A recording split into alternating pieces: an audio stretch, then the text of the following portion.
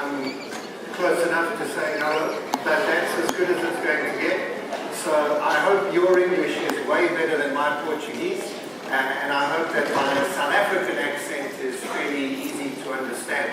Thank you for staying for this final session this afternoon, as we have a look at the forces that are shaping the world around us. We know that we live in a time of change.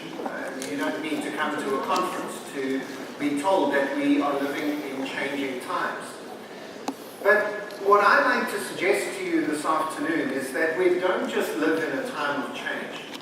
We actually live at a moment in history that is unlike other moments in history. Every now and again in history, all of the forces of change, political change, social change, cultural change, economic change, even religious change, all of these forces combine together at the same time in history. And they cause a moment when history itself changes. If society is going along in a certain direction, there are moments in history when society itself shifts. That's what we study when we study history. We study those moments, we give them names: the Enlightenment, the Renaissance, the Reformation, the Industrial Revolution. And I think it's very clear, and I think research proves that that's where we find ourselves in history. Now, if that's true, it means that all the rules for success and failure, the rules for how to run a business, the rules for HR are all changing. And if we are living at one of those moments when history changes, before and after are going to look very different. Our world is about to change in dramatic ways. Our problem is that we are not necessarily ready for these dramatic changes. We're kind of like these two guys. They're going about their day-to-day jobs. They're fishermen. They're doing their job. You do your job. And your company does its job in its industry. But you don't necessarily look around for big, unprecedented forces that are coming your way, which could dramatically change your future very soon. When you do notice these big forces coming, it can sometimes be a bit too late. You've got to wake your team up, you've got to get the motor of your business going. It can get quite scary, to be honest.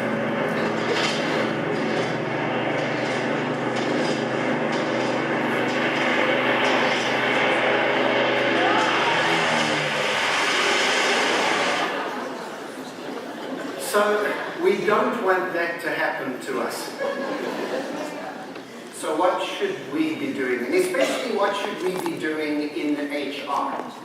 Our theme of this conference is transforming the way we work together and thinking differently about people, the way that we work with people.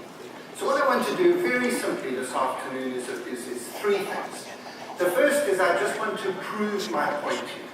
I want to show you why I believe that the world is in an amazing place in history where everything is being realigned. I did ask permission to keep you here until Friday to prove that point, because I think if I started now and just carried on going till lunchtime on Friday, that's about as much proof as I've got. But they said 50 minutes, so I'll just give you 3 proofs, and then you'll have to believe me there's more.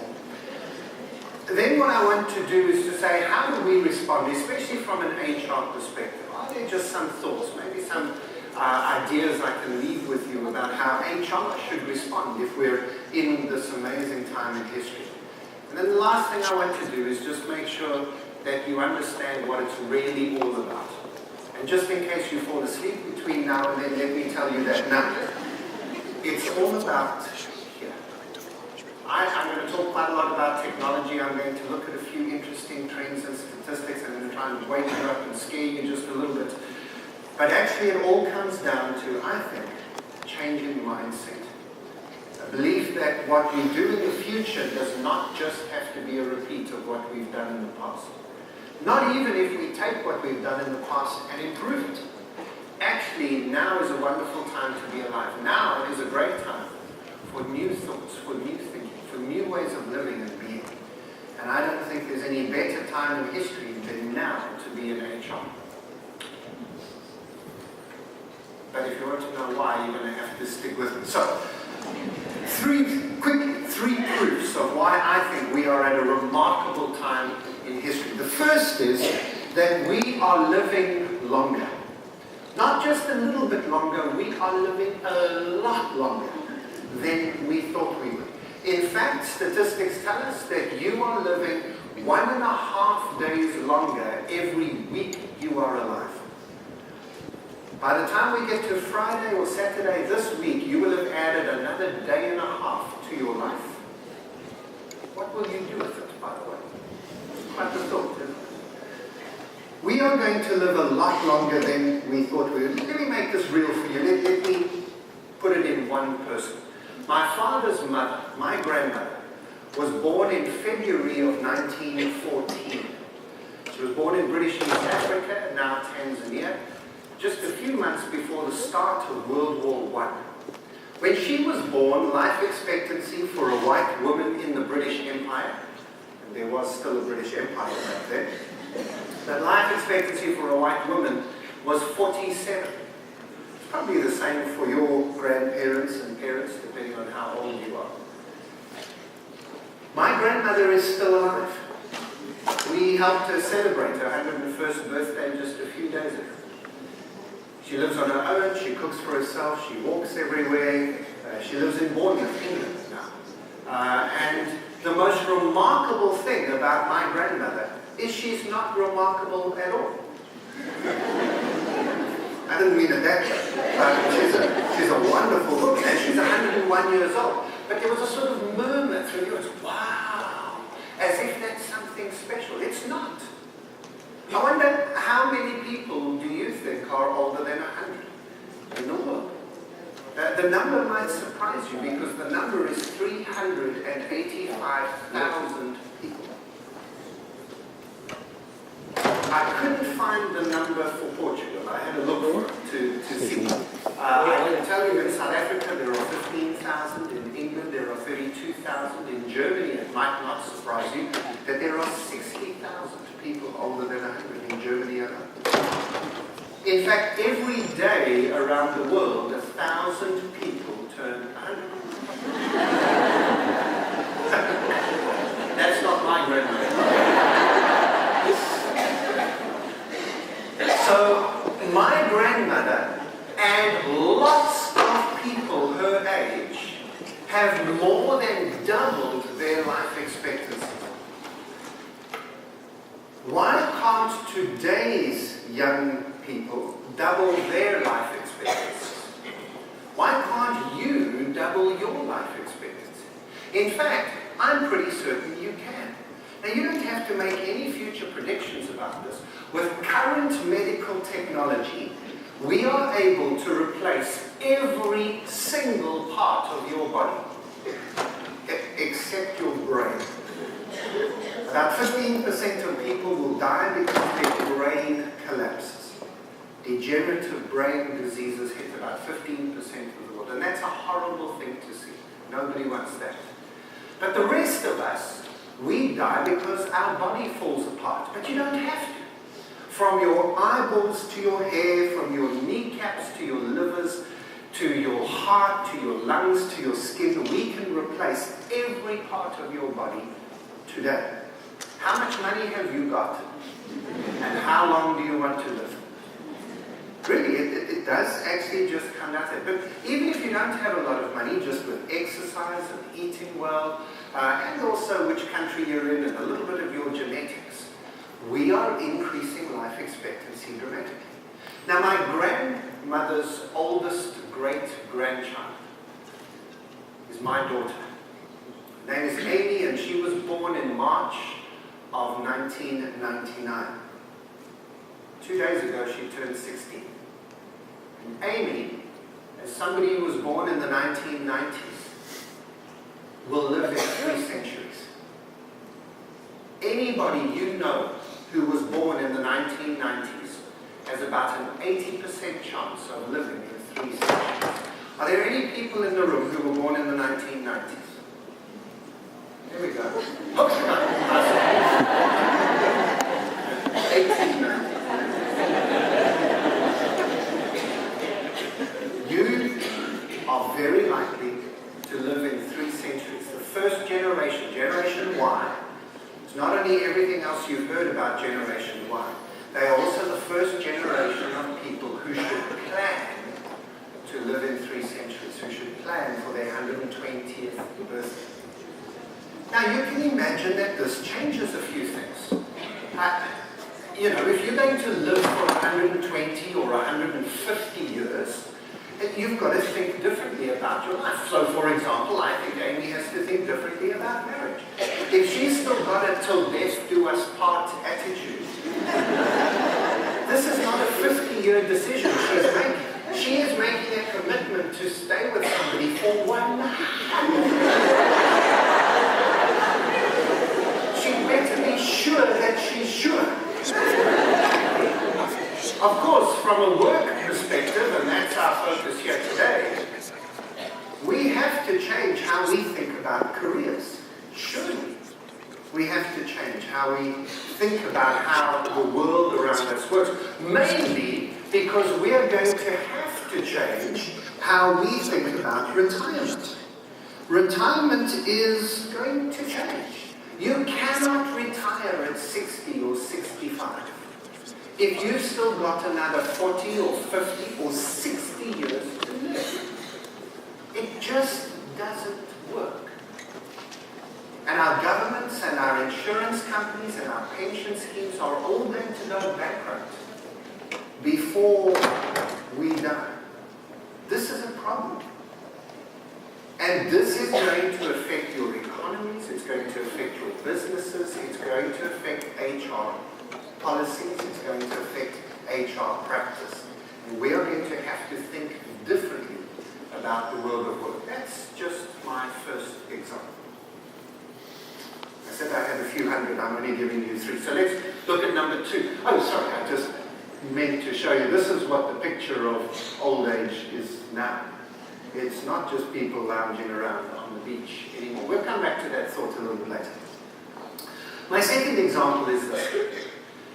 We are living in a world where the energy equation is about to change dramatically. Now this has got absolutely nothing to do with HR, but I think it's mind-blowing. So here we go. Right now, we are constrained by the price of oil, by the amount of energy that's available, and there's a scramble for energy all around the world, but that is about to change. In fact, it is changing even as we sit here. There are a number of reasons for this. One of the main reasons is this issue of fracking or shale gas. Our ability, a technique we discovered just a few years ago, to drill sideways, horizontally, under the Earth's surface and extract shale gas. Because we can do that, we're now changing the energy equation. We no longer are going to be relying on oil, and therefore Middle Eastern oil in particular. And America has amazing shale gas resources. At the end of 2012, The Economist magazine predicted that by 2020, America would be energy independent. And this would have the effect of changing the politics of the world as if a supertanker had done a handbrake turn. It would be remarkable. Think about it, an energy-independent America, and America that needs no foreign oil. They don't have to dabble in the Middle East. They don't get involved in any other countries. They look after themselves. Well, The Economist was wrong. You see, that is America's shale gas reserves, 220 years of energy for America's current needs. And The Economist was wrong because America became energy independent last October. Last October, America drilled more gas than Russia did, and more oil than Saudi Arabia did. They are energy independent already. By 2020, America will be exporting oil. You can probably all just go home now. Because seriously, I don't know what else I'm going to tell you this evening that tells you the world has changed. And changed forever. Right before our eyes. By the way, just in case that isn't impressive enough, have a look at this. This is a engineering project being built in Marseille, or just outside of Marseille in France. It's called ITER, the International Thermonuclear Experimental Reactor. And what it is nuclear fusion. We have discovered, science has discovered a way to do something that we only thought was science fiction. Well, it wasn't science fiction because it happens every moment in the sun. In the center of the sun, a nuclear fusion reaction happens. It has no waste products, and it is not dangerous at all. And that's how energy is produced in the sun. We've discovered how to do that. And so you can put energy into this big device, and you get more energy out of it than you put in. It is remarkable. It is free electricity, essentially. And the fuel needed, you won't believe this, you think I'm making it up. The fuel needed is seawater. That's what you use to fuel this thing. We are building a star outside of Marseille in France that uses seawater to produce free electricity. If you think I'm joking and making this up, go and have a look at ITER.org. How many of you have heard of ITER? A few hands going up. The E still stands for experimental. Okay, so it's going to take another 10 years or so to prove this, to work out exactly how it works. But I don't understand why every news bulletin in the world doesn't start with these pictures. These are the pictures 3 months old from ITER.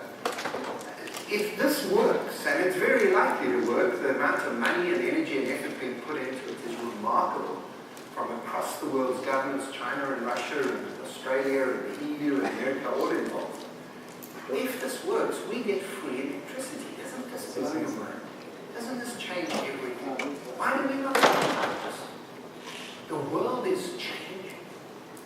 And I'm not certain we're awake. That's only my second example. Let's get on to my third.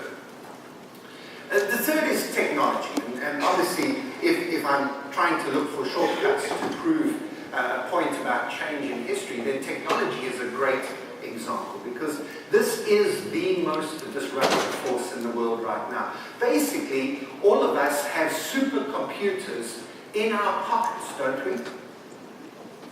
And this is the only thing in your life that is less than an arm's length away at all times now. You don't let this any further than an arm's length away. It's either in your pocket or your handbag, or for most of you, you're using it now. It's probably the thing that woke you up this morning. If you had left it at home, you would have gone back home to get it. You're not going to spend a day without this, forget about it. And it is the last thing you will see tonight, I'm sure. Even if there's somebody in the bed next to you, it's good night on this side.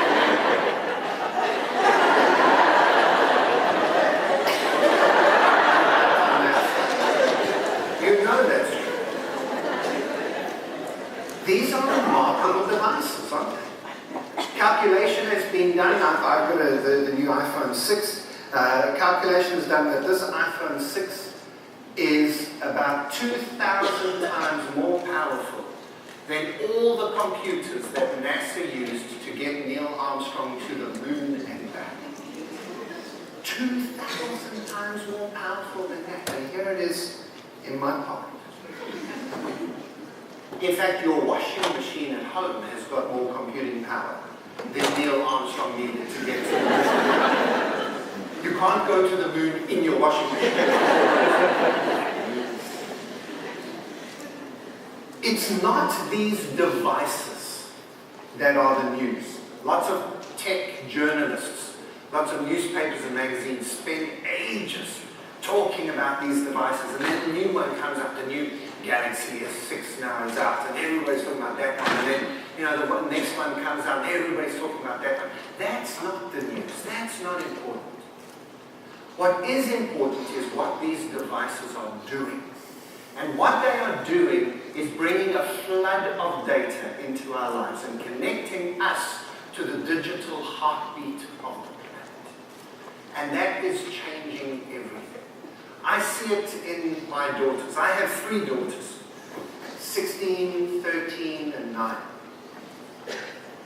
Those aren't their names, by the way. My wife said it's the digital age. You can't just give them numbers, though. But my 3 daughters will use their phones for everything. They go shopping. And the first thing they'll do at the shops is take a photograph of the barcode. And then they'll download the information. Now they know, is it cheaper on Amazon? Can they get it somewhere else? Who's rated this? Any good? Do any of their friends have these clothes already? They're listening to a piece of music in the shop.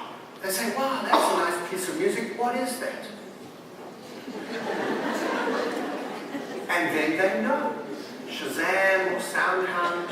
And all they need is 10 seconds recording. And now they can download the information from the International Music Database. Not only can they do that, they can click a button and download the song for 99 cents. Boom, there it is. In fact, they don't do that anyway, they just stream it off of Spotify. They don't even own it. When they watch TV, this is in their hands. Fact-checking, chatting to friends. FaceTiming while they're watching TV. This is going to be implanted soon. It's not a joke. That's the next step, isn't it? Wearables now, these smart devices and the new Apple Watch coming soon. And all of this is going to change our world dramatically. Already we have everything from 3D printers to wearable devices. We have drones and self-driving cars. We have online medical technology that is much better than your local GP. It's a whole lot better to just put your cell phone against your chest and then upload that sound to the internet. The computer checks out whether you've got a problem or not. Robots and the Internet of Things, our smart homes and smart cars in smart cities with smart offices. What a remarkable world we live in right now. None of these are predictions. This stuff has all happened. In fact, Google Glasses have even stopped already. What a remarkable world of technology. This smart world that we're about to enter. And for those of you who don't have smart devices, you've still got a Nokia or a BlackBerry. In all seriousness about BlackBerries, they are not smart devices. They are fantastic email communication tools, but they are not smartphones. They don't have the app world that runs behind Android and Apple systems. And if you don't have a smart device, you don't know what you're missing. And some of you have smart devices and you still don't know what you're missing because you haven't got a 14-year-old to explain it to you. And it's remarkable what these devices are doing for us. So, those are just 3 examples. We're living longer. The dynamics of politics and economics and energy are changing dramatically. And a smartphone, a supercomputer in your pocket. Just 3 reasons why I believe that we are living at a moment in history unlike any other. So I'm literally going to give you 1 minute to turn to the person next to you and just say, what are we not thinking about? What are the implications of living at this moment in history? What questions should we be asking that we're not asking? Go. You have 1 minute.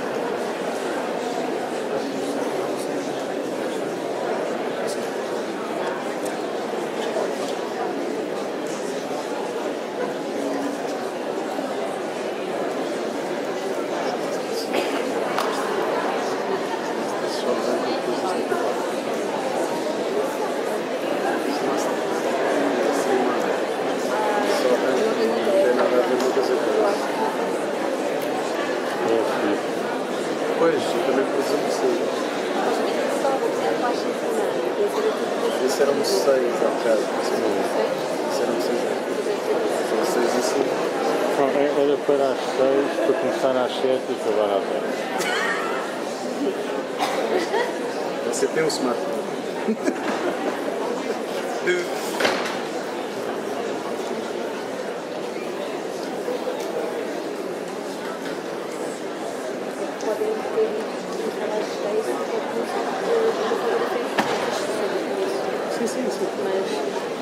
Eu acredito que isto também deve estar a acabar. Ele já está nesta parte agora.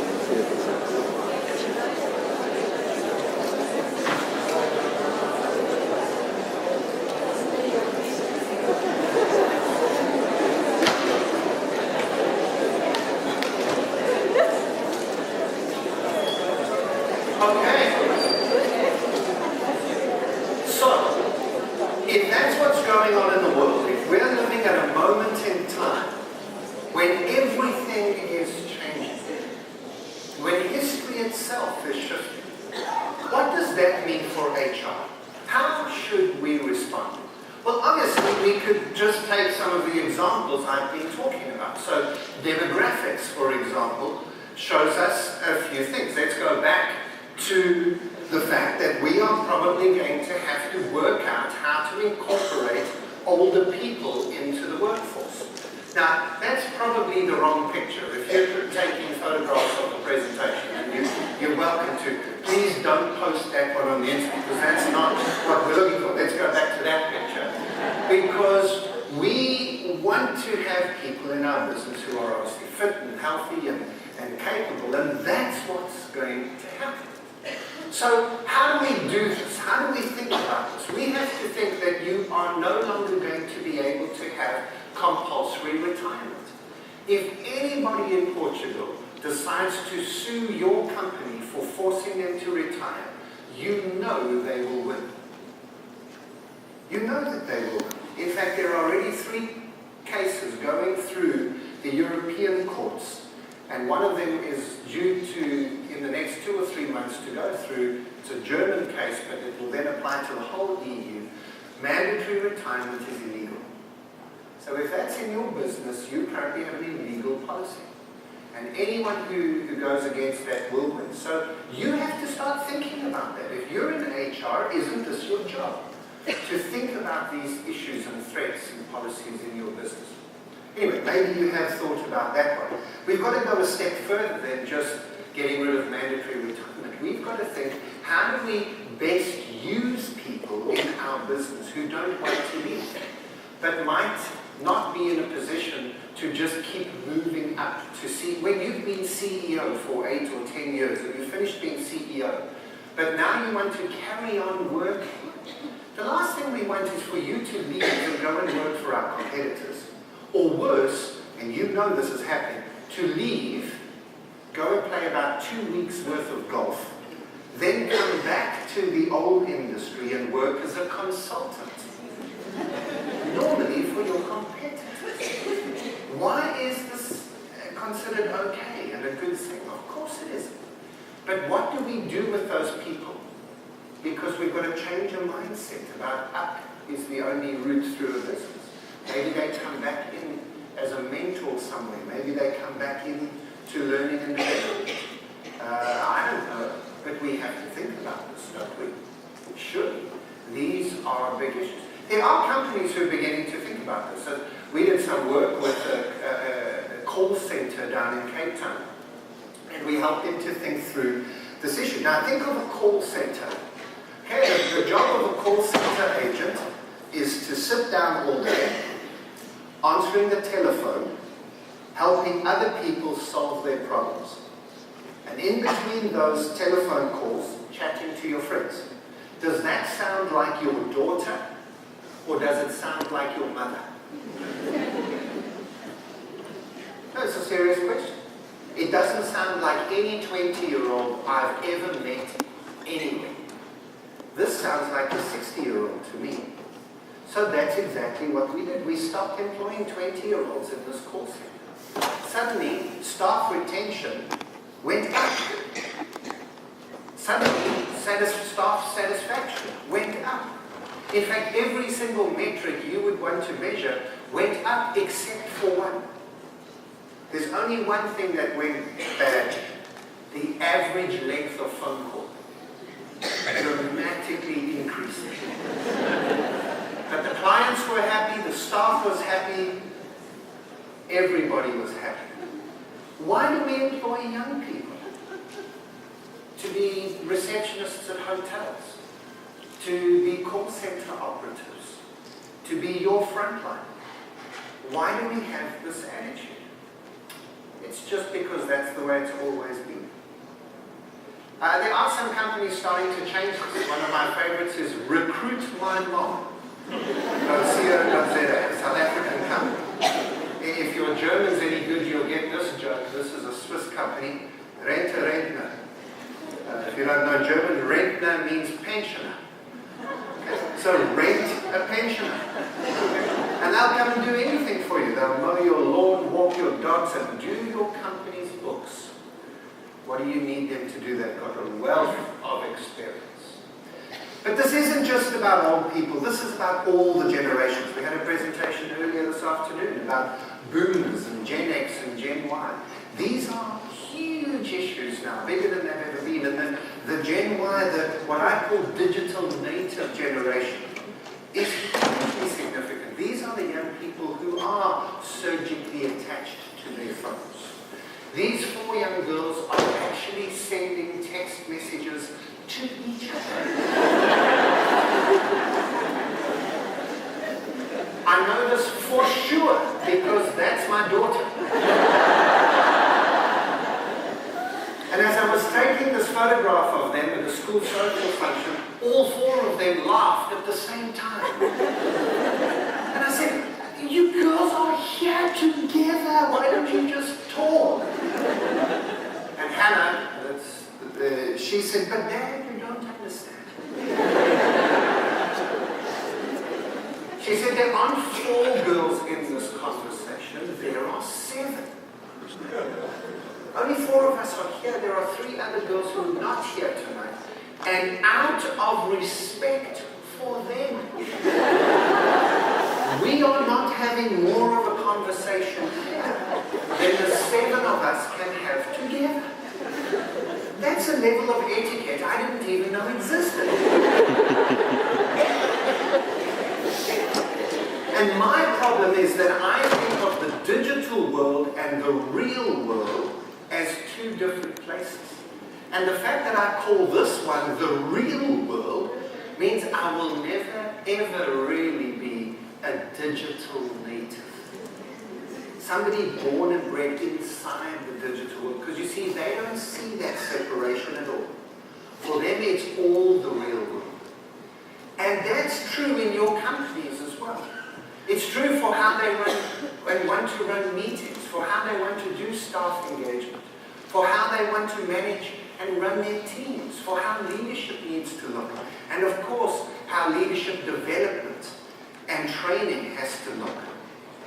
Do you still see digital and real as if they were 2 separate things? I'm sure you do. This is part of your problem. Now, if you don't understand what a digital native looks like, or don't believe me, have a look at one in action.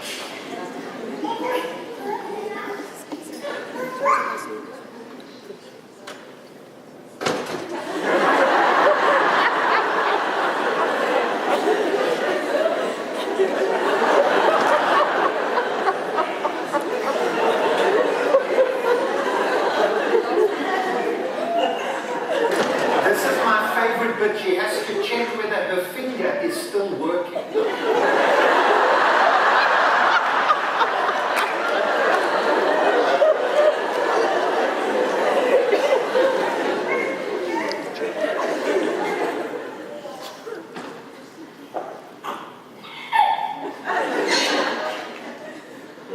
That's not my daughter. You can find that clip on YouTube. Just search for that phrase. A magazine is an iPad that does not work. Right? Stay right. And don't think that you've got 18 years until she arrives in your office. Her older brothers and sisters are already in their 20s. These are the kids who were born in the 1990s. Remember the ones who are going to live in 3 centuries? They are the digital natives, and they want all their information always available all of the time. They want it on the device of their choice using the software they want to use. They want it now, and they want it for free. Does that sound like your office? If not, you've got problems. By the way, I think that the single biggest HR problem today is your company's IT policies. I think your company's view of technology, I think the amount of money your company spends on technology, and I think the fact that your IT department says no to pretty much everything anybody asks them is chasing your most talented people away. And until you as HR professionals, first of all, get yourself into the IT world and understand it better, and secondly, until you take on your IT departments, I don't think you're doing your job. This is the single biggest issue we face in HR today. I'm convinced of it. So, if we're talking technology, let's talk technology, because my other major disruptive force was technology, and this is impacting us in remarkable ways. So what I thought I'd do very quickly, and I wish we had a lot more time, I'm just going to whiz through this because I hope you'll find it useful, is we use this word SMART to help us to think about 5 areas in which technology needs to take a step forward, especially in the HR world. So SMART. Smart people. And smart HR is 5 things. First of all, it is social. Not social media. I'm not saying you have to have a Facebook page. I'm not saying you have to have a Twitter account for your HR department. But you have to get the power of social into your business. And let me help you understand the power of social, but actually you understand it already. So, just an example. How many of you have used TripAdvisor? Why do you use TripAdvisor? I mean, I've used TripAdvisor. We were planning a family holiday. We were looking at a hotel. We didn't go to the hotel's website. We went to TripAdvisor. Why? Why didn't we go to the hotel's website? For the reviews, okay? But these are people, I don't know these people in TripAdvisor. Some of them are idiots. You've read some of the reviews. They're mad. You think, well, how can you give the hotel a 1 star for that?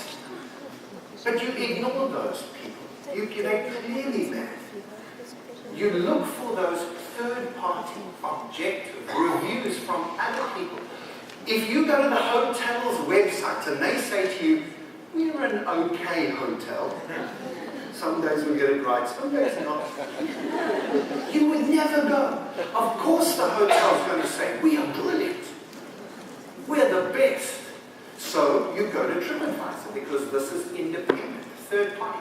So let me ask you a simple question and take this back to your companies and go to the sales department and freak them out.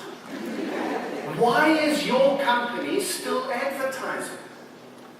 Nobody cares what your company thinks about itself. Nobody cares.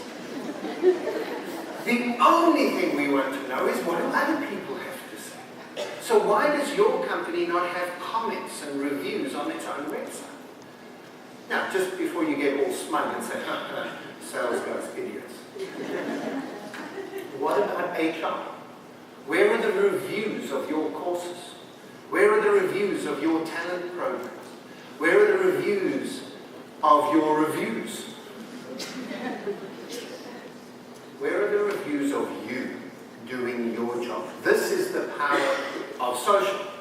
What social means is mainly 2 things. One, you have to listen.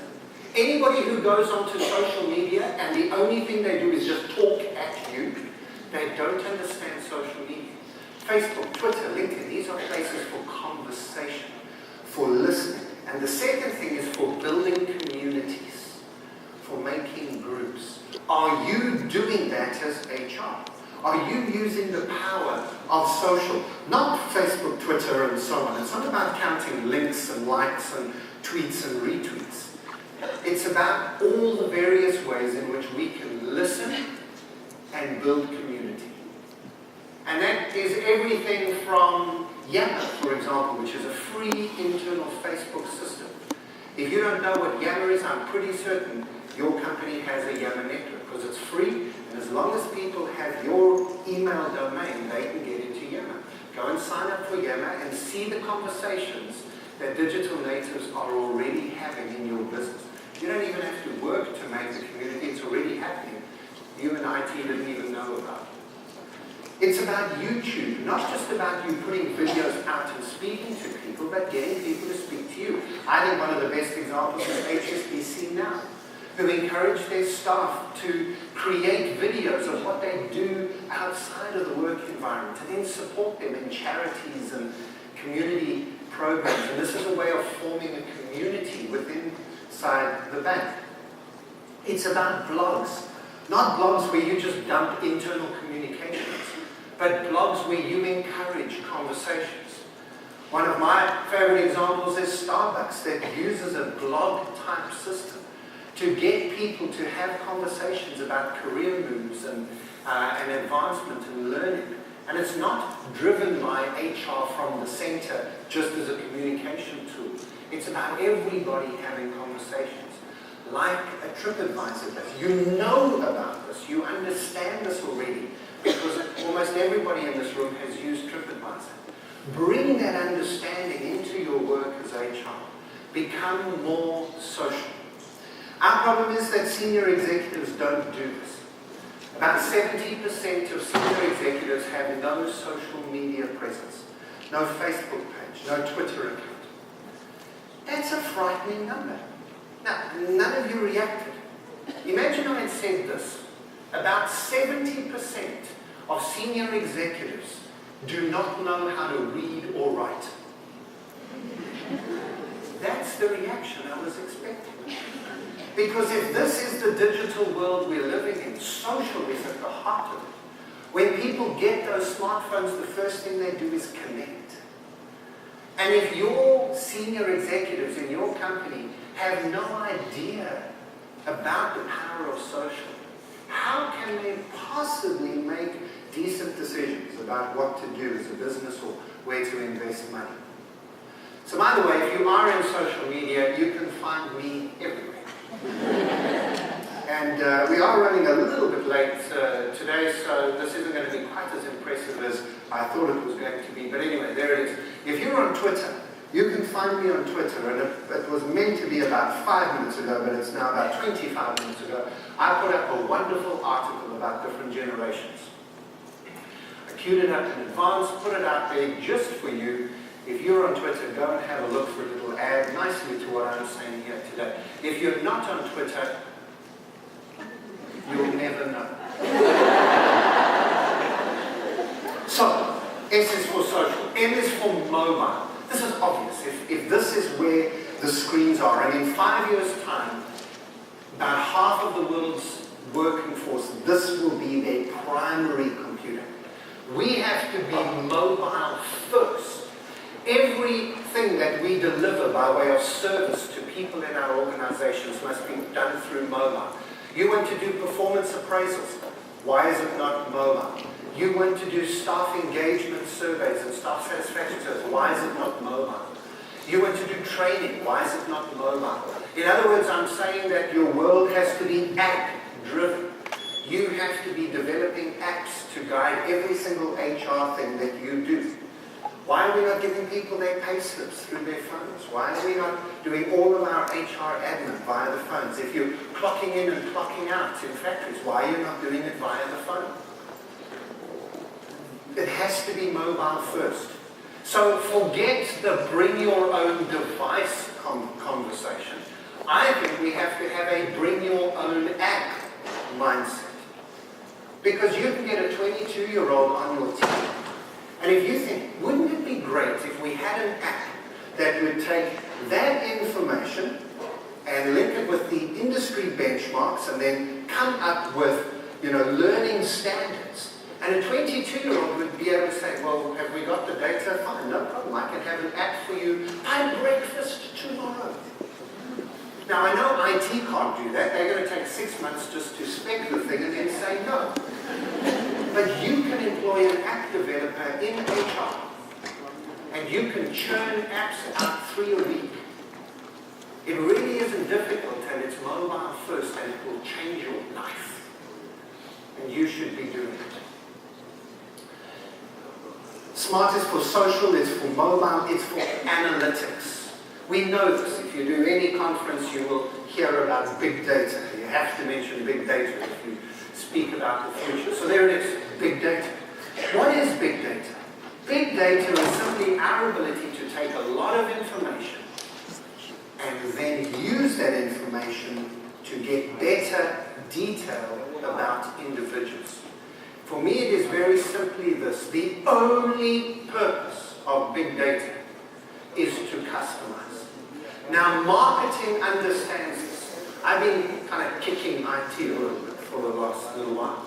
Now the marketing people can come and kick you, because marketing understands the power of information to customize a product and service for your company's customers. They need to teach you a lesson to do the same thing. You need to learn as HR to customize for individuals, not to standardize for groups. That was last century's HR. This century's HR is one person. What training do you need? What talent management do you need? What leadership development do you need? I'm not going to standardize a course for a group of people. I'm going to customize for you, because I know you, because I've done the work. This is what HR in the 21st century needs to look like. The R stands for real-time and responsive. Real-time probably means that we have to automate a lot of our systems. And responsive means that we need to see the business the way the business sees itself. For too long, HR comes after all the strategy process. HR has to be part of the strategy in the future. And you only get to be part of the strategy if you think and act strategically. And finally, we have to be technology enabled, and so I come full circle. And I really could spend until Friday lunchtime talking about this. Let me give you just one thing. You understand that we have to be technology enabled. Let me just show you one example of what I mean. So technology doesn't just allow us to work from home. Again, that's a 10-year-old conversation, work-life balance. It goes so much further than that today. It allows us to build virtual teams. Teams, I think this is the single biggest trend in the workforce in the next 10 years, is the freelance economy. Sometimes called the gig economy. You buy staff only for what you need them for. You only buy the bit of them that you need. You don't have full-time employees. I think by 2025, less than 25% of the world will be full-time employees. The rest will be freelancers. And it started already. How many of you have used Elance? There's maybe 7 or 8 hands. Fiverr, Mechanical Turk, Odesk. Any of those? A few more hands going up. I'm seeing blank faces. How many of you have even heard of Elance? Okay, a few more hands, but you haven't used it yet. For the rest of you, Elance is a freelancer's website. It's like an eBay for skills. If you've got a job which can be done at a digital distance, you can go into Elance and you can find somebody to do it for you. So any job. Let me give you an example. We used a company called Fiverr. It's a similar system. Fiverr with a double R. Fiverr is mainly for musicians and artists and multimedia. We put together a video series on leadership development, and we wanted a little video spin using our company's logo. So that's our company, Tomorrow Today. We went on to Fiverr and we asked somebody to do a little video spin for us. This is what we got.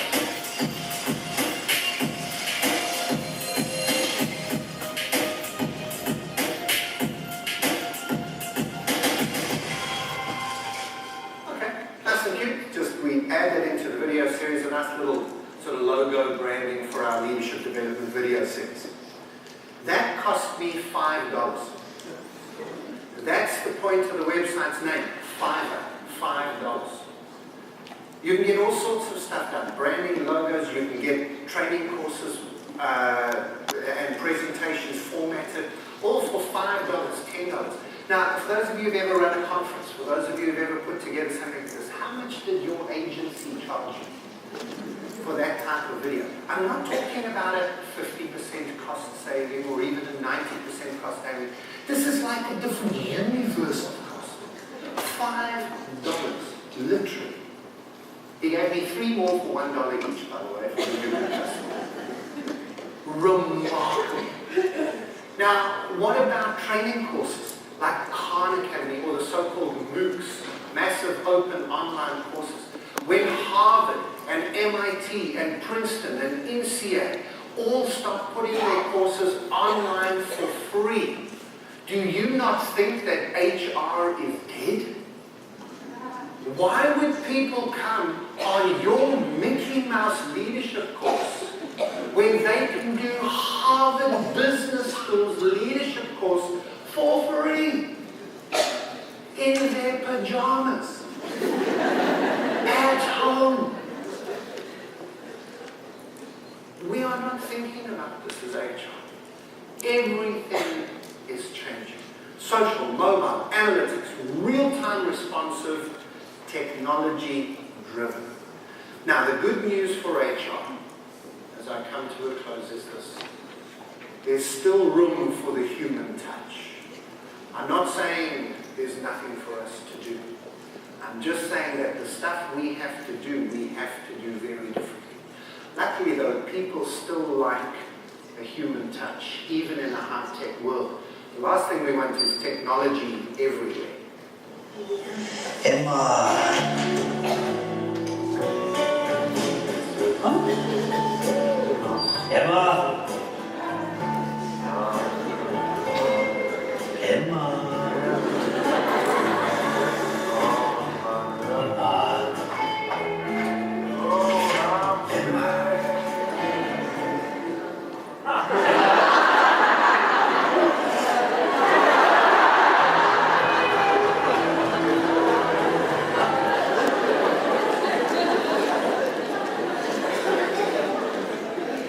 So, our world is changing, and it's changing more than you maybe ever imagined it could change. You knew it was changing, but history itself is changing now. The rules for success and failure, the way in which we have to go about our lives is changing. And so, as just one example of the change, we as HR technicians, we as HR leaders have to become smart. But I said actually it was only one thing. And so finally, I actually think it is only this one thing we need to do. And that is to change our orthodoxies. Orthodoxies are mindsets, worldviews. They are patterns of belief and behavior. It's the way things are done around here.